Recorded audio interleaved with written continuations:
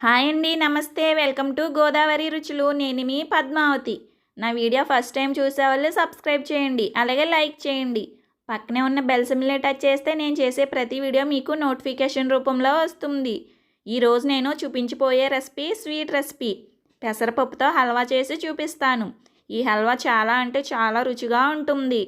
ఈ పెసరపప్పు హల్వాను అశోక హల్వా అని కూడా అంటారు. తక్కువ ఇంగ్రీడియంట్స్తో ఎక్కువ టేస్ట్నిచ్చే ఈ పెసరపప్పు హల్వా రెసిపీని మీరు కూడా రుచి చూడాలంటే ఈ వీడియో స్కిప్ చేయకుండా క్లియర్గా చూసేయండి. లేట్ చేయకుండా ప్రాసెస్లోకి వెళ్ళిపోదాం. నేను 1 కప్పు పెసరపప్పు తీసుకున్నాను.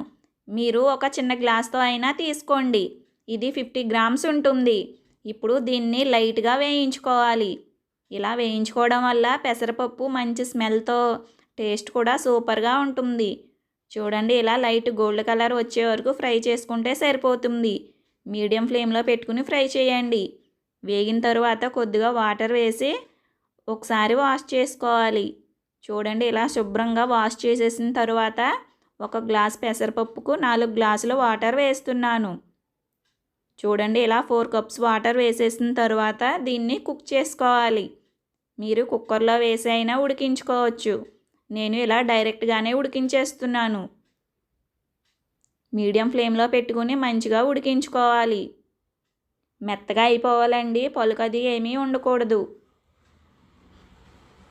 చూడండి, ఇలా మెత్తగా అయిపోవాలి. పప్పు మొత్తం మెత్తగా ఉడికిపోయిన తర్వాత ఒక మ్యాషర్తో అయినా మ్యాష్ చేసుకోండి. లేకపోతే పప్పు గుత్తితో అయినా మెత్తగా చేసుకోవచ్చు. చల్లారిన తర్వాత మిక్సీ జార్లో వేసి అయినా మెత్తని పేస్ట్గా చేసేసుకుంటే సూపర్గా ఉంటుంది. ఎలా చేసినా పప్పు మొత్తం మెత్తగా అయిపోవాలి. చూడండి, ఇలా మొత్తం మెత్తగా అయిపోయిన తరువాత పక్కన పెట్టుకోవాలి. ఇప్పుడు హల్వా ప్రాసెస్లోకి వెళ్ళిపోదాం. నెక్స్ట్ స్టవ్ ఆన్ చేసి ఒక ప్యాన్ పెట్టుకుని 1 స్పూన్ నెయ్యి వేసుకోవాలి. నెయ్యి కరిగిన తర్వాత చిన్నగా కట్ చేసిన జీడిపప్పు పలుకులు వేస్తున్నాను. లో ఫ్లేమ్లో పెట్టుకుని 1 నిమిషం పాటు మంచి కలర్ వచ్చే వరకు వేయించండి. జీడిపప్పు త్వరగానే ఫ్రై అయిపోతుందండి. ఎక్కువ కలర్ రాకుండా లైట్ కలర్లో ఉండగానే తీసేయండి. చూడండి, జీడిపప్పు వేగిపోయింది. ప్లేట్లోకి తీసేసుకున్నాం. ఇప్పుడు మరలా అదే ప్యాన్లో 1 స్పూన్ నెయ్యి వేసుకోవాలి. నెయ్యి కరిగిన తరువాత మనం ముందుగా పేస్ట్ చేసి పెట్టుకున్న పెసరపప్పు మిశ్రమం వేసేసి లో ఫ్లేమ్లో పెట్టుకుని 5 నిమిషాల పాటు దగ్గర పడే వరకు ఇలా కలుపుతూ ఉండాలి. అడుగు పట్టకుండా మిక్స్ చేస్తూనే ఉండండి. చూడండి, పెసరపప్పు కొంచెం ఇలా దగ్గర పడిన తరువాత ఈ పెసరపప్పుకు సరిపడా స్వీట్ వేసుకోవాలి.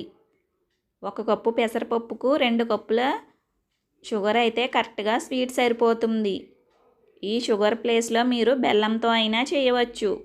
నెక్స్ట్ టైం బెల్లంతో హల్వా ఎలా చేయాలో చూపిస్తాను. చూడండి, పంచదార మొత్తం కరిగిపోయి ఇలా దగ్గరగా ఉన్న పెసరపప్పు ఇలా పలుచుగా తయారవుతుంది.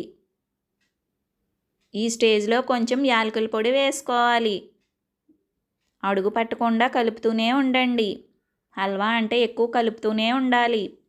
మన హల్వా మంచి కలర్ఫుల్గా ఉండడం కోసం కొద్దిగా ఫుడ్ కలర్ వేస్తున్నాను. ఇష్టం లేని వాళ్ళు స్కిప్ చేసేయండి. వేసుకుంటే మంచి కలర్ఫుల్గా ఉంటుంది. చూడండి, ఈ ప్రాసెస్ మొత్తం చేయడానికి ఒక 15 మినిట్స్ పడుతుంది. అడుగు పట్టకుండా కలుపుతూనే ఉండాలి. మధ్య మధ్యలో కొంచెం కొంచెం నెయ్యి వేసుకుని హల్వా స్ట్రక్చర్ వచ్చే వరకు కలుపుతూనే ఉండాలి. చూడండి, వీడియోలో చూపిస్తున్న విధంగా దగ్గర పడే వరకు అలా కలుపుతూనే ఉండండి. చూడండి, ఈ విధంగా దగ్గర పడాలి. ప్యాన్ నుండి సెపరేట్ అయ్యే వరకు కలుపుతూనే ఉండండి. లాస్ట్లో కొన్ని జీడిపప్పులు కూడా వేసేసి మరో 2 నిమిషాల పాటు కలుపుతూనే ఉండండి. మన స్వీట్ రెసిపీ రెడీ అయిపోతుంది. స్వీట్ తినాలనిపించినా, ఇంటికి సడన్గా చుట్టాలు వచ్చినా ఇలా పెసరపప్పు హల్వా చేసి పెట్టండి. అందరూ హ్యాపీగా తినేస్తారు. ఒకసారి ఈ హల్వా చేసుకుని తిన్నారంటే మళ్ళీ మళ్ళీ చేసుకుని తింటారు. అంత రుచిగా ఉంటుంది. చూడండి, చాలా ఈజీగా అయిపోయింది కదా. తక్కువ ఇంగ్రీడియంట్స్తోనే చేసేసుకోవచ్చు. చూడండి, ఇలా ప్యాన్ నుంచి సెపరేట్ అయిందంటే మన హల్వా రెడీ అయిపోయినట్టే. అంతేనండి, ఎంతో రుచిగా ఉండే పెసరపప్పు హల్వా రెడీ అయిపోయింది. చూస్తేనే తినాలనిపిస్తుంది కదూ. లేట్ చేయకుండా మీరు కూడా మీ ఇంట్లో ట్రై చేసి ఎలా వచ్చిందో నాకు కామెంట్ రూపంలో తెలియచేయండి. నా వీడియో కనుక మీకు నచ్చినట్లయితే లైక్ చేయండి. మీ ఫ్రెండ్స్కి రిలేటివ్స్కి షేర్ చేయండి. మరిన్ని టేస్టీ అండ్ వెరైటీ రెసిపీస్ కోసం మన ఛానల్ని సబ్స్క్రైబ్ చేయండి. Thanks for watching.